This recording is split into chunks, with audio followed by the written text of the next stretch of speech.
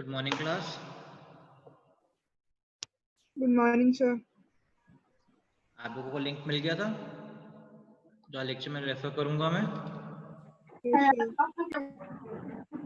का मैंने एक नोट्स का लिंक दिया आपको, आप उसको पैरेलली ओपन कर सकते हैं।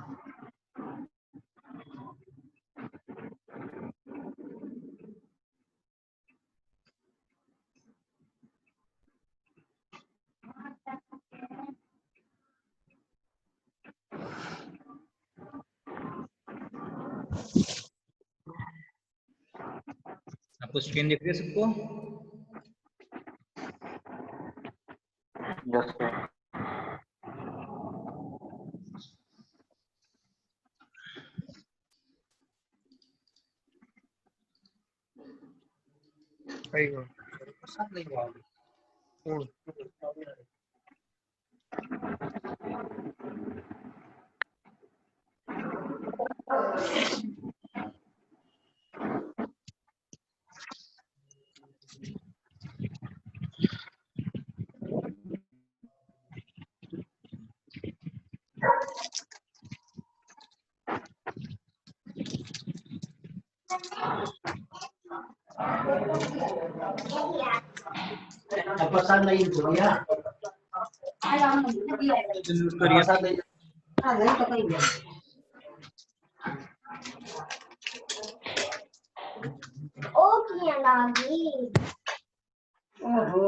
कौन कौन है बोले कौन से नाटक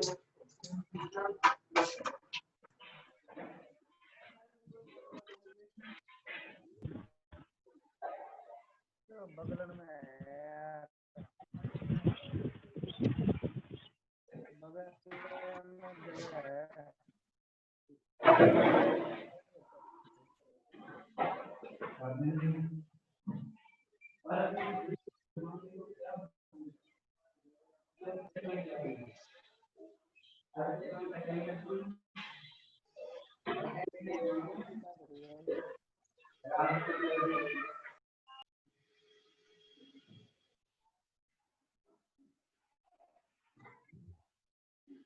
न्यू की बारिश आ रही है और जैसो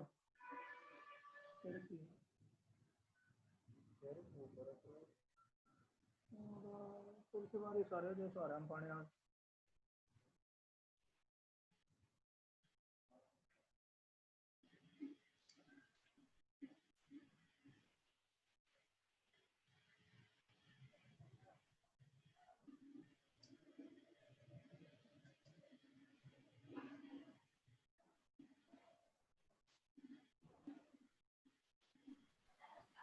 स्टार्ट करें?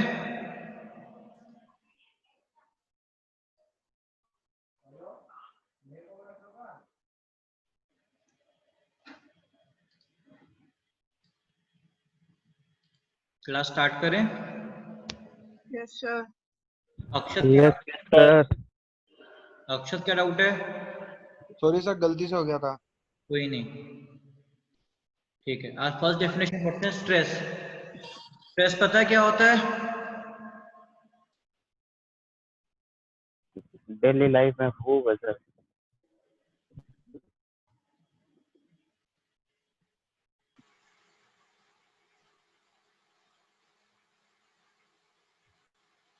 अगर एग्जांपल लो, ये एरिया है कि बॉडी है, अगर आपने कोई एरिया लिया है डेल्टा ए, इस पे जो वर्टिकल रिएक्शन लगेगा कंपोनेंट, उसको बोलेंगे नॉर्मल फोर्स।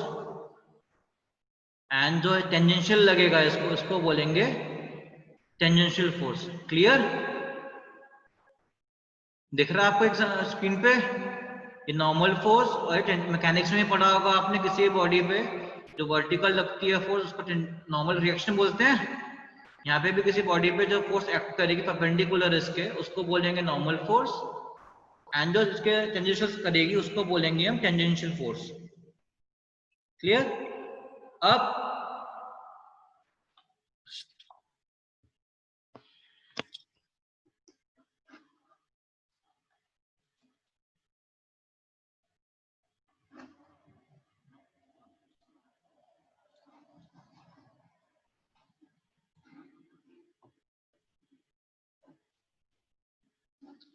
नॉर्मल स्ट्रेस क्या होगा?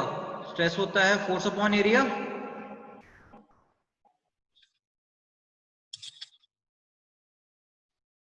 Normal force upon this area. And shear stress क्या होगा? Tangential force upon the area. Clear? इतना क्लियर है? Yes, sir.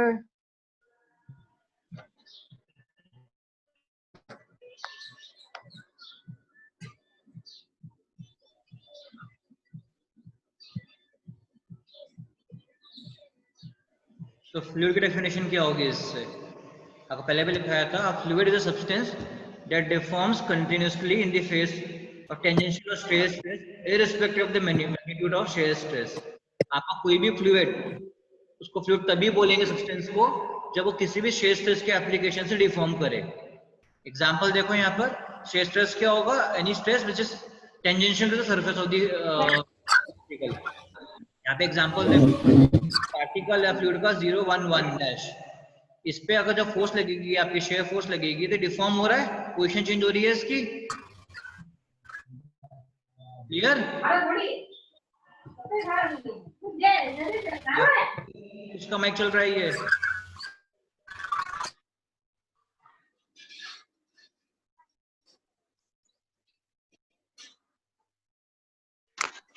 प्लीज डिस्टरबेंस मत करो बीच में यार। किस किसके माइक डिस्टर्ब हो रहे हैं ये? अगर कोई डिस्टरबेंस है, माइक म्यूट कर लीजिए अपना।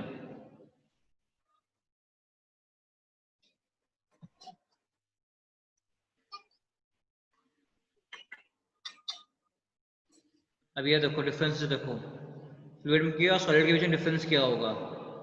फ्लूइड आपका लेस कॉम्पैक्ट होगा as compare to solid. Force of attraction कम होंगी फ्लूइड के लिए सॉलिड के कंपैरिजन में। टेंशन, जो स्ट्रेस लग रहा है, टेंजेंशियल स्ट्रेस लग रहा है, फ्लूइड्स कम रेजिस्ट कर सकते हैं, ये रेजिस्ट नहीं करेंगे, फ्लूइड रेजिस्ट करेगा। अब आपको मैं एग्जांपल दूं, एक मिनट इधर।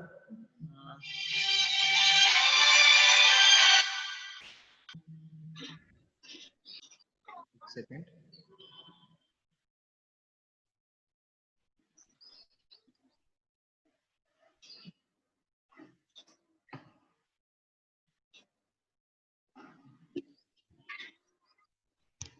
कैमरा दिख रहा है? Yes sir. अब ये एग्जांपल सॉलिड है, इस पे अगर आप फोर्स लगाओगे, टेंजेंशियल इस तरह से फोर्स लगाओगे किसी भी सॉलिड के ऊपर, तो डिफॉर्म करेगी शेप आपकी इजीली। नो। अब फ्लूइड पे, पानी पे फोर्स लगाओगे तो डिफॉर्म करेगा पानी। Yes sir. तो वही है, फ्लूइड्स कैटेगराइज फ्लूइड्स तभी करोगे जब फ्लूइड आपकी शेयर स्ट्रेस को रेजिस्ट ना कर सके, जो ऑब्जेक्ट फ्लूइड के अंदर कैटेगराइज होगा आपका। ये वही लिखा है यहाँ पर। जब शेयर स्ट्रेस लगता है सॉलिड के ऊपर, डिफॉर्मेशन उसका कांस्टेंट होगा और टूट जाएगा वो। और आपको मैंने जब मैकेनिक्स में पढ़ाया था, एक लिमिट तक स्ट्रेस और स्ट्रेन प्रोपोर्शनल लिमिट्स के अंदर होगा। जैसे आप फोर्स का रिमूव कर दोगे, डिफॉर्मेशन जो बॉडी के अंदर आएगी वो जीरो हो जाएगी। जैसे रबर बैंड के अंदर मैंने बोली थी, आप खींचोगे तो डिफॉर्मेशन आती है, पर जैसे छोड़ दोगे तो बैक टू ओरिजिनल स्टेट हो जाता है। आपका स्प्रिंग है, दबाओगे तो दब जाता है, जैसे छोड़ोगे अपनी ओरिजिनल पोजीशन के अंदर आ जाता है। क्लियर? जबकि फ्लूइड जो है उसके अंदर कोई फिक्स डिफॉर्मेशन नहीं होती। पानी को किसी भी कंटेनर में कर दो, किसी भी फोर्स लगा दोगे, जो उसमें डिफॉर्मेशन आएगी वो परमानेंट होगी और कंटिन्यूसली डिफॉर्म करेगा आपका। ये नहीं, ये कहते हैं आपका फोर्स क्या कहते हैं, जब तक लग रही है उसके ऊपर तो डिफॉर्म करेगा आपका, ये नहीं बीच में रुक जाएगी, रेजिस्ट करना शुरू करेगा बीच में आपको एक स्टेट के बाद। क्लियर? सॉलिड अपनी स्टेट को, शेप को रिगेन कर सकता है फुल्ली और पार्शियली। फ्लूइड कभी शेप को फोर्स हटने के बाद रिगेन नहीं कर पाएगा। पानी को अगर आपने बॉटल से निकाल के ग्लास में डाला, जब तक आप बॉटल में वापस नहीं डालोगे, शेप रिगेन होगी पानी की? नहीं है। पर रबर बैंड पे या स्प्रिंग पे आपने फोर्स अगर जैसे रिमूव कर दिया आपने, आपकी शेप वापस पहुंच जाएगी ओरिजिनल पे। तो सॉलिड और फ्लूइड के बेसिक डिफरेंसेस हैं खाली है। क्लियर?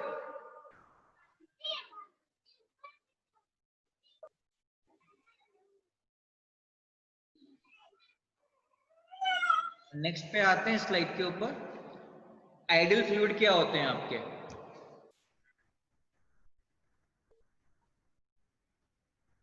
बताओ, लिखा हुआ भी है, पढ़ो।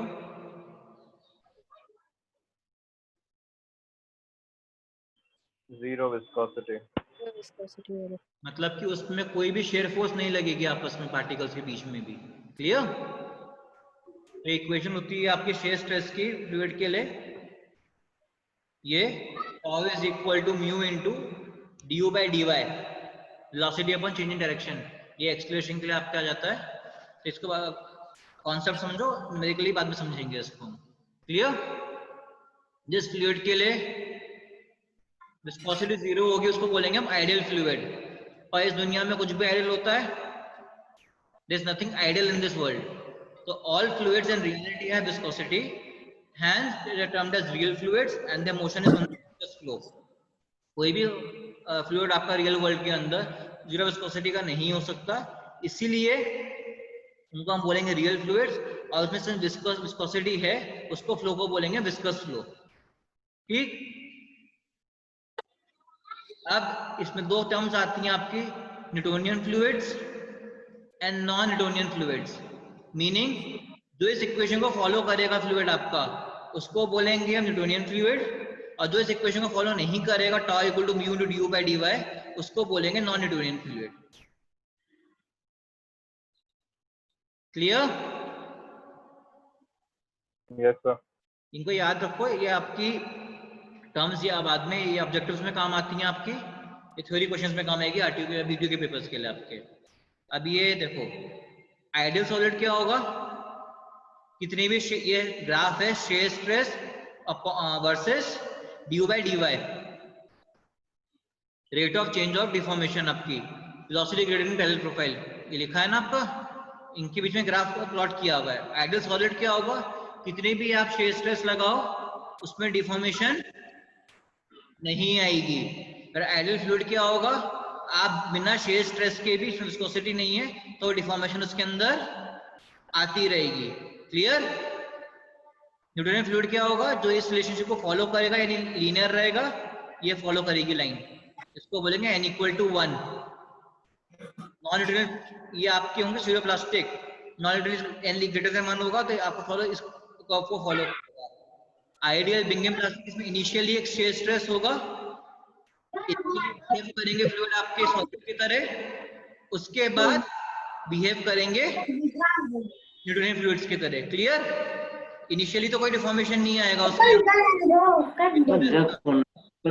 आवाज नहीं सबको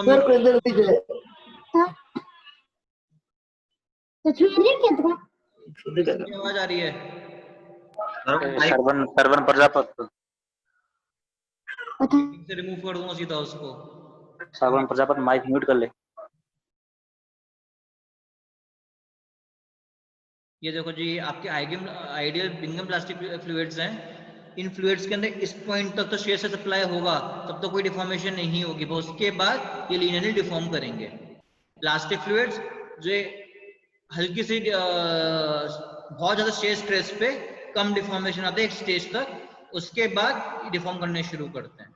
क्लियर? तो curves different types of fluids हैं आपके, जो न्यूटन्स लॉ ऑफ विस्कोसिटी को किस तरह से फॉलो कर रहे हैं। सिर्फ आपका ये न्यूटोनियन फ्लूइड्स के अंदर कैटेगराइज होगा आपका। इस ग्राफ को याद रखो कि काफी टाइम ये आपके ऑब्जेक्टिव्स के अंदर आता है कि n की वैल्यू क्या है।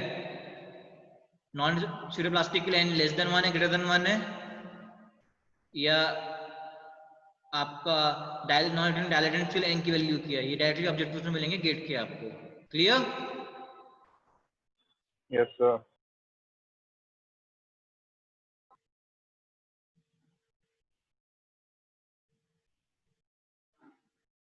नेक्स्ट आपको कॉन्सेप्ट आएगा, कंप्रेसिबिलिटी को बाद में पढ़ेंगे।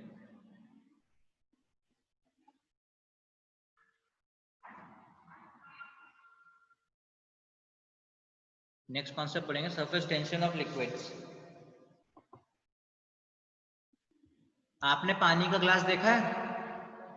आप टॉप तक पानी को भर दो, और उसके बाद भी अगर आप लेवल पानी ग्लास के लेवल से पानी भरोगे ड्रॉप बाय ड्रॉप, पानी गिरता नहीं है एक लिमिट तक, एक शील्ड सी बन जाती है यस सर। ये आप लोगों ने उसी यस सर। को कहते हैं सरफेस टेंशन। अब इसमें दो फोर्सेस एक्ट करती है सरफेस टेंशन के अंदर, एक कोहेशन एक एडेशन। फोर्सेस क्या होते हैं पहले इनको समझते हैं क्या होती है। कोहेशन क्या है? Force of attraction between the molecules of a liquid by virtue of which they are bound to each other to remain as one assemblage of particles is known as force of cohesion. ये वो force को कहेंगे जो particles के molecules के बीच में आपस में होती है, जिससे वो एक एंटिटी की तरह बिहेव करते हैं। Clear? This property enables the liquid to resist tensile stress। इसी वजह से जो स्ट्रेस लगता है टेंसाइल किसी भी लिक्विड के ऊपर, उसको रेजिस्ट करने की जो उसकी प्रॉपर्टी है कहां से आएगी? कोहेजन से।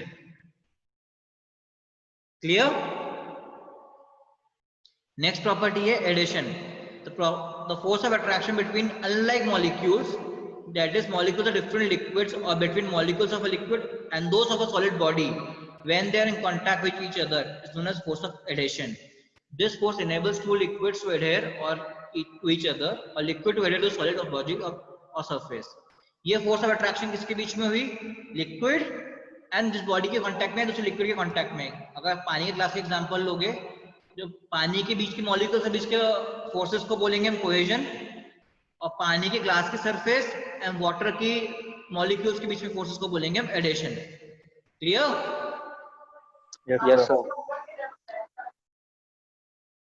दोनों में डिफरेंस क्या है? कोहेजन में एडिशन में डिफरेंस क्या आ रहा है? कोहेजन है सेम टाइप ऑफ मॉलिक्यूल्स, मतलब पानी के मॉलिक्यूल से लिक्विड के मॉलिक्यूल्स के बीच में जो फोर्सेस लग रही है अट्रैक्शन फोर्सेस, उससे वो एक एंटिटी की तरह बिहेव कर रहा है, उसको बोलेंगे कोहेजन।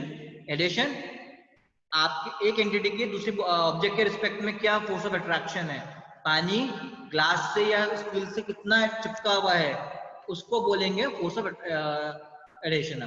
क्लियर? Yes sir. वे एग्जांपल देखो, A and B experience equal force of adhesion in all direction. पानी के अगर लिक्विड के बीच में होगा, मॉलिक्यूल्स में क्या कौन सी फोर्स लग रही है? खाली सिर्फ एडिशन, कोहेजन लग रही है। चारों तरफ पानी के मॉलिक्यूल्स हैं इसके लिक्विड के, तो उससे फोर्स क्या लगेगी पार्टिकल के ऊपर? ऑल डायरेक्शन के अंदर कोहेजन। अब सी के ऊपर देखो, ये सी पार्टिकल है, एयर भी एक फ्लूइड है, लिक्विड भी एक फ्लूइड है आपका, तो दो फ्लूइड का जंक्शन आ गया आपका। यहां तक इस सरफेस पे लगेगी आपकी कोहेजन, यहां पे लगेगी आपकी इसके कांटेक्ट में एडिशन। आगे C experience net force interior of the liquid, net force maximum is D. कितना फोर्स को पुल कर सकती है फोर्स ऑफ कोहेजन आपकी? इसकी होगी D force. Clear?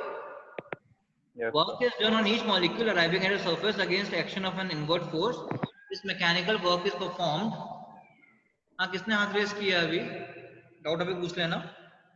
Thus mechanical work is performed in creating a free surface or in increasing the area of the surface.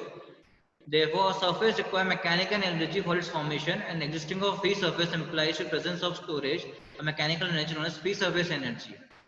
Any system tries to attain the condition of state of equilibrium with the potential energy as minimum. ये basic है, कोई भी system हमेशा equilibrium की तरफ attain करना चाहेगा। आप भी कभी भी रेस्टलेस नहीं होना रहोगे, हमेशा चाहोगे कि आप एक पीसफुल एनवायरनमेंट में जाओ, रेस्ट में जाओ, कभी भी आप स्ट्रेस में रहना नहीं चाहोगे। तो हर ऑब्जेक्ट की हर नीचे के अंदर एक होती है कि उसको एक मिनिमम पोटेंशियल एनर्जी स्टेट में, इक्विलिब्रियम की स्टेट में जाना चाहता है आपका। क्लियर? तो वही आपकी इस लिक्विड की भी प्रॉपर्टीज हैं कि वो एक मिनिमम पोटेंशियल एनर्जी या मैक्सिमम इक्विलिब्रियम की स्टेट में वो अचीव करना चाहेगा। Thus, the container liquid will adjust its shape until its surface area and consequently its free surface energy is minimum. वो बॉडी कोई पार्टिकल अपनी शेप को इस तरह से एडजस्ट करेगा क्योंकि उसके ऊपर जो मिनिमम फोर्सेस जो लग रही है पोटेंशियल एनर्जी है, एंड एनर्जी आपकी उसकी मिनिमम रहे उसके अंदर। The magnitude of surface tension is defined as a tensile force acting across imaginary short and straight elemental line divided by the length of the line. The dimensional formula is F by L or mt minus 2 or m, and expressed in your Newton per meter. F/L surface tension का ये dimensional formula है. Surface tension is a binary product of liquid property of liquid or gas or two liquids which are in contact with each other and defines the interface. It's decreased slightly with increase in temperature. Surface tension of water in contact with air at 20 degrees Celsius is about this much. आपका surface tension की property है, जैसे temperature rise करेगा ये decrease करेगा. ये property binary property है liquid और गैस की, या टू लिक्विड जो कांटेक्ट में आते हैं एक दूसरे के, तो उसकी इंटरफेस किस तरह से डिफाइन करेगी आपकी. जैसे एग्जांपल दिया था मैंने, ग्लास के अंदर पानी भरते करोगे एक लिमिट लेवल से ऊपर भी आपका कुछ राइज करेगा वाटर, आपको एक फिल्म बनेगी. वो फिल्म भी किस वजह से बन रही है? Because of phenomena surface tension. आपका क्लियर? Yes, sir. यही एग्जांपल लिखा हुआ है. It is due to the property of surface tension at a curved liquid interface in equilibrium result in greater pressure at the convex side of the surfaces. एक आपका next phenomena आता है capillary action. आपने कभी देखा सीलन जब घर में आती है, फर्श में अगर पानी पड़ा हो दीवार पे, मॉइस्चराइज करते हुए देखा है आपने? Yes, sir. वो किस वजह से होता है? उसको बोलते हैं कैपिलरी एक्शन. ये कोहेजन और एडिशन का फिनोमेना है capillarity. When a liquid comes in contact with a solid, if the force of adhesion between the molecules of liquid and solid are greater than the force of cohesion among the liquid themselves, the liquid molecules move towards the solid surface. जब आपकी adhesion force cohesion force से ज्यादा हो जाए एक तरह से आपकी, तो आपका कैपिलरी एक्शन बिहेव करेगा. पानी जब वॉल के कांटेक्ट में आया, वहां पे आपकी वॉल से वाटर का एडिशन ज्यादा हो गया, तो वो राइज करना शुरू हुआ, कोहेजन फोर्स मॉलिक्यूल्स के बीच में कम हो गई, उस वजह से कैपिलरी एक्शन फिनोमेना होता है. क्लियर? अब इससे हम न्यूमेरिकली नहीं पढ़ रहे, सिर्फ हम कॉन्सेप्ट वाइज पढ़ रहे हैं चीजें कैसे होती हैं. ये कैपिलरी में कौन सी फोर्सेस प्ले कर रही हैं, सरफेस टेंशन में किस तरह से प्ले होती है, न्यूमेरिकली को बाद में पढ़ेंगे अभी हम. Clear? Next, the reverse phenomena takes place when the force of cohesion is greater than the force of adhesion. Then adhesion and cohesion particle result in phenomena capillary by which the liquid either rises or falls in the tube. आपको कुछ liquids में जब cohesion forces ज्यादा होंगी तो आपका level drop नीचे जाएगा, जब कोहेजन फोर्सेस से आपका एडिशन ज्यादा हो जाएगा तो राइज कर जाएगा. क्लियर? अब इसको हाइट कितनी होगी कोहेजन फोर्स के लिए, उसके लिए आपका कैपिलरी राइज के लिए फॉर्मूला है 4 sigma cos theta upon rho G D. इस फॉर्मूले को लिख लो आप.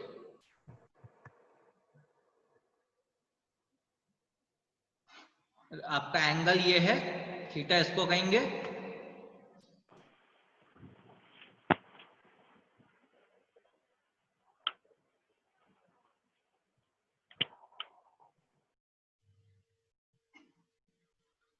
For pure water in contact with air and clean glass tube, the capillary rise takes place with theta equal to 0.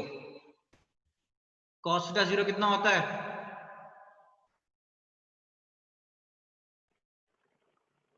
1. तो फॉर्मूला क्या हो जाएगा? H is equal to 4 sigma upon rho G D. D आपका क्या हो गया?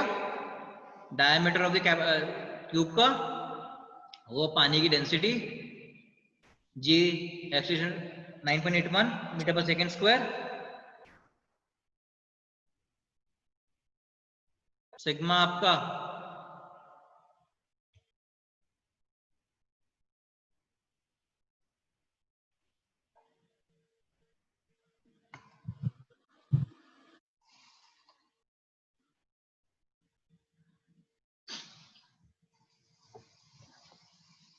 Copy करा आप लोगों ने, इसको कॉपी करो इस इक्वेशन को, इसके टर्म्स को.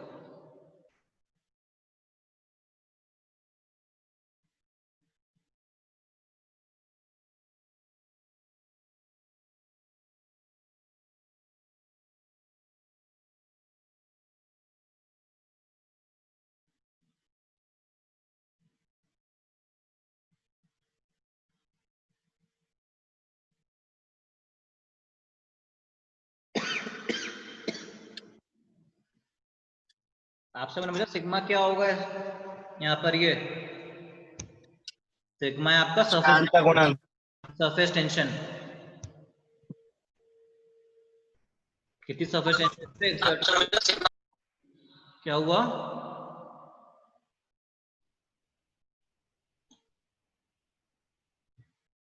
ये वैल्यूज को याद रखना। वाटर के, प्योर वाटर के केस में थीटा वैल्यू 0 होती है एंड मरकरी के केस में आपकी वैल्यू थीटा की होती है 130 डिग्री। cos 130 कितना होता है? -1। 130 और 180 नहीं बोला मैंने, 130 कितना होता है cos? माइनस आप -0.64। तो आपका h क्या होगा? नेगेटिव में हुआ, यानी कि मरकरी के केस में आपकी cohesion force is more than the adhesion force. अब आपको किसी भी लिक्विड के लिए ये दे दिया जाए, गेट के एग्जांपल से मैं बोल रहा हूं, थीटा की वैल्यू 90 से ज्यादा है, अगर 90 से 180 के बीच में है, तो कैपिलरी क्या होगा? उसमें फॉल, और उस केस के अंदर आपकी adhesion force will be less than the cohesion force. तो ऑप्शन क्या आएगा? If theta in the fluid is less than इस आपके 110 डिग्री, फ्लूइड का नाम नहीं गिवन, सिर्फ थीटा की बना खाली आपको। Theta is angle of contact, theta is 110 degree. The force of options होंगे adhesion is equal to cohesion, adhesion greater than cohesion, cohesion greater than adhesion, none of these. कौन सा मार्क करोगे? Cohesion is greater than adhesion. सिर्फ इस concept से आपका ये objective बन के आएंगे आपके। क्लियर? इसलिए कोई भी फिनोमेना पढ़ो उसका कॉन्सेप्ट समझो पहले, क्योंकि उसी से आपके ऑब्जेक्टिव्स बन रहे हैं गेट के अंदर आज की डेट में। डायरेक्ट क्वेश्चंस गेट में आने कम हो गए हैं फ्लूइड मैकेनिक्स से। आपके जो इतने क्वेश्चंस गेट के आ रहे हैं वो आपके इनडायरेक्ट क्वेश्चंस आ रहे हैं कॉन्सेप्ट्स के ऊपर। क्लियर? जो प्रिपरेशन कर रहे हैं उनके लिए स्पेसिफिक है ये। तो आज हमने 3-4 फिनोमेना पढ़े। क्या क्या पढ़ा है तो अभी तक हमने आज के उसमें क्लास में? Ideal fluid. आइडियल फ्लूइड क्या होगा? फर्स्ट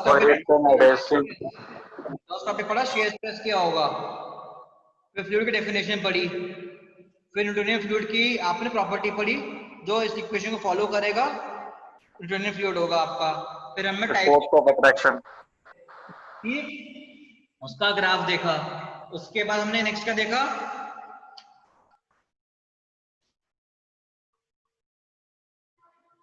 टाइप्स ऑफ फ्लूइड के बाद हमने क्या देखा? आपने देखा सरफेस टेंशन, फिर आपने देखा एडिशन फोर्स क्या होती है, कोहेजन फोर्स क्या होती है, कोहेजन एडिशन देखा। कोहेजन एडिशन देखा। उसके बाद आपने इससे सरफेस टेंशन को समझा। नेक्स्ट आपने फिनोमेना समझा कैपिलरी एक्शन का, capillary fall. Clear? Yes sir. Next आपने समझा कि अगर एंगल ऑफ कांटेक्ट लिक्विड का और सरफेस का 90 से कम होगा तो कोहेजन एडिशन में क्या रिलेशनशिप है, एंड 90 से ज्यादा होगा तो क्या रिलेशनशिप है, कैपिलरी राइज होगा, कैपिलरी फॉल होगा, या आपका एडिशन होगा ज्यादा होगा, कोहेजन ज्यादा होगा। क्लियर? समझ में आया ये? Yes sir. अब इसको आप कुछ नहीं, जो आपको मैंने असाइनमेंट दे रखा है उसके अंदर नोट्स में इसको ऐड करोगे, इस क्वेश्चन को। नेक्स्ट फिनोमेना को हम कल डिस्कस करेंगे। क्लियर? सर क्या क्या ऐड करना उसमें? जो आपको जितने टर्म्स आपको मैंने आज पढ़ाई है ना सारी, सर आपने दे दिया है, इसके ग्राफ फॉर्मुलेस इससे कॉपी करोगे, उसमें ऐड करोगे, तो आपके साइड बाय साइड आपके नोट्स बनते चलेंगे आपके फ्लूइड मैकेनिक्स के लिए। क्लियर? Okay sir. सर क्या सर ये सभी सर सारे चैप्टर अवेलेबल है इस लिंक पर? 3-4 लेक्चर्स के अंदर से हम टर्म्स पढ़ेंगे। इसके बाद जब टर्म्स पूरी हो जाएंगी सारी आपकी, नेक्स्ट हम इन टर्म्स को कंबाइन करके कहानी बनाएंगे क्यों पढ़ रहे हैं टर्म्स को। जिसने असाइनमेंट सबमिट कर दिया वो भी? हाँ, उसमें ऐड कर दो, कोई दिक्कत नहीं। मैंने क्लोज नहीं किया ना असाइनमेंट मैंने अभी, तो आप उसमें ऐड कर सकते हो, कोई इशू नहीं है। सर सारे मतलब जितनी बार आपने चैप्टर पढ़ा है या पढ़ाएंगे आप सारे इसी लिंक पर है क्या? इसी असाइनमेंट के अंदर वीकली इसको मॉडिफाई करते चलेंगे, इसमें आप ऐड करते चलोगे। तो मेरे पास भी आपके नोट्स, आप कितना समझ में आ रहा है वो मैं पैरेलल ट्रैक कर सकता हूँ वीकली, और आपको भी एक फाइल रेडी हो जाएगी नोट्स की आपकी। क्लियर? और अभी जो टर्म्स पढ़ रहे हैं अभी सिर्फ हम बेसिक जो टर्म्स आपकी हैं, आपको टर्म्स इंट्रोड्यूस कर रहा हूँ। क्या टर्म्स आपकी आएंगी कि मैं कोई कहानी सुना दूं आपको और उसमें टर्म्स आए बीच में, समझ में नहीं आएंगी, आपको कोई वीडियो दिखा दूं, पहले आपको टर्म्स क्लियर कर रहा हूँ, उसके बाद टर्म्स ग्रुप अप करेंगे हम एंड देन उसको समझेंगे इस सब्जेक्ट में क्या सिग्निफिकेंस है इन टर्म्स की। क्लियर? Okay sir. अब हम नेक्स्ट प्रेशर पढ़ेंगे। प्रेशर में वेपर प्रेशर क्या होता है, वैक्यूम प्रेशर क्या होता है, प्रेशर गेज क्या होता है, जो आपके पास एक्सपेरिमेंट भी था आपका, उसको हाँ। समझेंगे प्रेशर क्या होता है आपका। इन सब टर्म्स के बाद नेक्स्ट वीक में आपको पूरा समराइज करूंगा पूरे टॉपिक को आपको। Okay sir. अभी सिर्फ आपको लग रहा होगा ये रैंडम टर्म्स कहाँ से आ रही हैं। अभी रैंडम टर्म्स पढ़ो, टर्म्स समझो फिजिकली क्या होती है, पहले न्यूमेरिकली से ज्यादा फिजिकली कैसे होती है टर्म्स ये, एंड देन उसको फिर हम कंबाइन करेंगे इसको पूरे। क्लियर? Yes sir. डाउट है अभी? सर आप सब नाइट के समय से क्लास ले सकते हो क्या? क्या चीज? सर मतलब जो टाइमिंग है वो अभी मॉर्निंग में कर रहे हो वो इवनिंग में कर सकते हो क्या? हाँ मैं कर सकता हूँ, कोई इशू नहीं है। दिक्कत ये होती है कि इवनिंग मॉर्निंग में टाइम टेबल के अकॉर्डिंग में लेक्चर्स लेने होते हैं आपके शेड्यूल के अकॉर्डिंग। एक काम करेंगे, हाफ लेक्चर्स हम मॉर्निंग में ले लेंगे, हाफ इवनिंग में ले लेंगे। मॉर्निंग में आपको हम ब्रशअप कर दूंगा क्या क्या कॉन्सेप्ट्स पढ़ने हैं आपको, दिन में पढ़ना, एंड इवनिंग में फिर डिस्कस करेंगे कॉन्सेप्ट्स को। वो कैसा कर सकते हैं, वो चलेगा? सर इवनिंग में टाइमिंग क्या रहेगा? इवनिंग टाइमिंग आपके अकॉर्डिंग आप बताओ। सर 9 PM के आसपास रहेगा। कोई इशू नहीं, मुझे कोई इशू नहीं 9 PM में भी, हाँ सर 9 PM के बाद में। कोई सर दिक्कत बाकी नहीं। बच्चों को पूछ ले कि हम लोग ग्रुप में क्या बोलते हैं। व्हाट्सएप ग्रुप में सुबह का ही सही है सर। काम करो, सर ऐसा करते हैं ना कोई दिक्कत नहीं है, सर सुबह का पूरी ही ठीक। क्लास है सर इवनिंग टाइम कर लेंगे ना। मॉर्निंग के 10 मिनट्स आपको मैं लेक्चर लूंगा टाइम हाँ टेबल ठीक है। रिकॉर्डिंग, उसमें क्या 10 आपके मिनट्स तो ठीक है। नोट्स हो रहे हैं, देन इवनिंग में उसी कॉन्सेप्ट को हम डिटेल में पढ़ेंगे। क्लियर? ओके सर 9 PM सब ग्रुप में पूछ लेते हैं बच्चा क्या बोलते हैं। 9 है, 8 है, 11 है, 12 बजे भी आपको पढ़ना है, मुझे कोई इशू नहीं है। मैं नहीं आपको सर 9 PM के बाद में। कोई इशू नहीं है। ठीक है? ठीक है सर। Okay okay. इसको क्लैरिफाई कर लो आपस में, ग्रुप में डिस्कस कर लो, जो आपका सब्जेक्ट वाला ग्रुप है उसमें डिस्कस कर लो, चाहे अपने पर्सनल ग्रुप में डिस्कस कर लो, मुझे कोई इशू नहीं है। फाइनलाइज करके टाइम बता दो मुझे। ठीक है? Okay okay sir. Sir. Okay चलो थैंक यू सर। करते हैं। Thank you sir. वेलकम।